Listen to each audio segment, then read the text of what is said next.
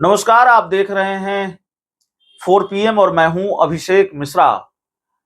देखिए Mukesh Sahni VIP party के कर्ता धर्ता हैं। मुकेश सहनी और 2024 के लोकसभा चुनाव से पहले आरजेडी के साथ उनका गठबंधन हुआ। आरजेडी के साथ वो चले आए और आरजेडी ने मुकेश सहनी को 3 सीटें दी। उस वक्त लग रहा था लोकसभा चुनाव में कि आरजेडी एक से ज्यादा सीट नहीं दे सकती मुकेश सहनी को, एक से ज्यादा सीट उनको बीजेपी भी नहीं दे सकती। कहीं भी मुकेश सहनी की डील फाइनल होती हुई नहीं दिखाई दे रही थी। लेकिन तेजस्वी यादव ने, लालू यादव ने बहुत भरोसा किया मुकेश सहनी पर। उनको 3 सीटें दी लड़ने के लिए, लेकिन एक भी सीट उनका एक भी उम्मीदवार लोकसभा चुनाव में जीत दर्ज नहीं कर पाया। तो मुकेश सहनी का स्ट्राइक रेट 0 का रहा। और उसके बाद मुकेश सहनी की जो केमिस्ट्री तेजस्वी यादव के साथ नजर आ रही थी, बहुत बेहतर केमिस्ट्री। आपने देखा होगा हेलीकॉप्टर में मछली खाते नजर आ रहे थे, विरोधियों को खूब मिर्ची लगा रहे थे, हेलीकॉप्टर में संतरा खा रहे थे, विरोधियों पर खूब तंज कस रहे थे, विरोधियों को खूब मिर्ची लगा रहे थे। लेकिन लोकसभा चुनाव के परिणाम आने के बाद थोड़ी दूरियां दिखी हैं, थोड़ी नहीं ज्यादा दूरियां दिखी हैं मुकेश सहनी और तेजस्वी यादव के बीच। जो केमिस्ट्री लोकसभा चुनाव के दौरान नजर आई, वो केमिस्ट्री तेजस्वी यादव और मुकेश सहनी के बीच फिर नजर नहीं आई। अगर इक्का इक्के दुक्के मौके छोड़ दे तो मुकेश सहनी तेजस्वी यादव बहुत साथ भी नहीं दिखे। फिर सवाल शुरू हो गया कि क्या दोनों के रास्ते अलग हो गए हैं या दोनों के रास्ते अलग होने जा रहे हैं। मुकेश सहनी क्या एनडीए में वापसी करने जा रहे हैं। तमाम तरीके के सवाल।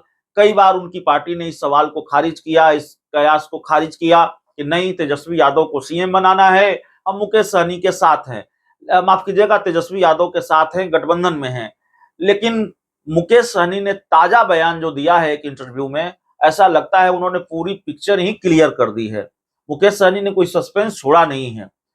उन्होंने कहा है कि अगर हमारी हैसियत, हमारी ताकत के हिसाब से हमको सीट नहीं मिलेगी, हमें सम्मान नहीं मिलेगा, तो फिर जाहिर है ये ठीक नहीं होगा। अब राजनीति में ठीक नहीं होने का मतलब क्या होता है आप भी जानते हैं। मुकेश सहनी ने यह भी कहा है कि नया रास्ता तलाशेंगे, नया रास्ता बनाएंगे। क्या नया रास्ता प्रशांत किशोर की तरफ जाता है, जन सुराज की तरफ जाता है? यह भी एक बड़ा महत्वपूर्ण सवाल है। और मुकेश सहनी के गठबंधन छोड़ने को लेकर, आरजेडी का साथ छोड़ने को लेकर पहली बार आरजेडी ने चुप्पी तोड़ी है।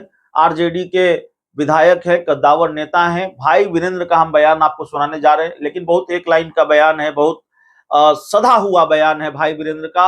उन्होंने क्या कहा है वो हम आपको सुनाते हैं।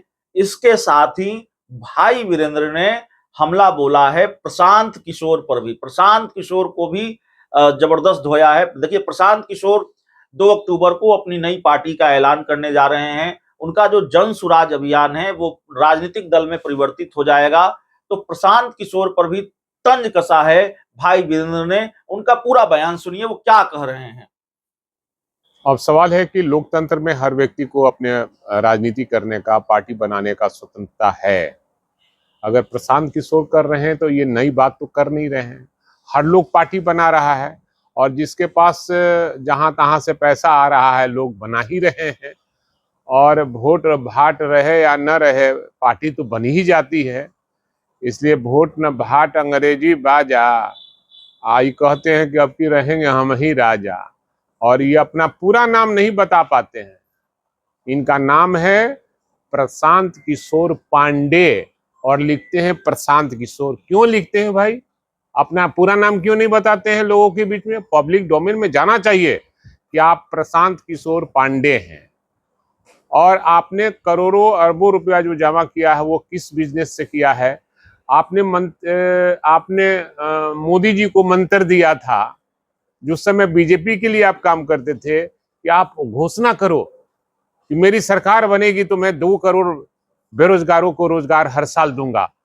इनका कोई भी नारा आज तक काम नहीं आया और फिर नारा दे रहे हैं, वो कभी काम नहीं आएगा। सब लोग जानता है कि ये कौन है, क्या है, नहीं है। मैं माननीय प्रशांत किशोर जी को मैं कहूंगा कि आप पब्लिक डोमेन में कम से कम अपना नाम लिखें कि आपका नाम क्या है। आप केवल लिखते हैं प्रशांत किशोर, आपका नाम है प्रशांत किशोर पांडे। और आपका साथ देंगे शिवदीप लांडे।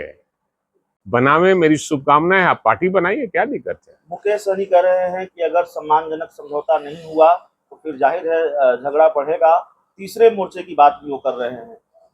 देखिए अभी तो बात ही नहीं चल रही है किस पार्टी को कितना सीट मिलेगा, और सीट का जहां तक बात है ये हमारे शीर्ष नेतृत्व ही तय करते हैं। इंडिया गठबंधन महागठबंधन के लोग जो शीर्ष नेतृत्व है वही सीटों का तालमेल करता है, किसको कितना सीट मिलेगा वो जानते हैं।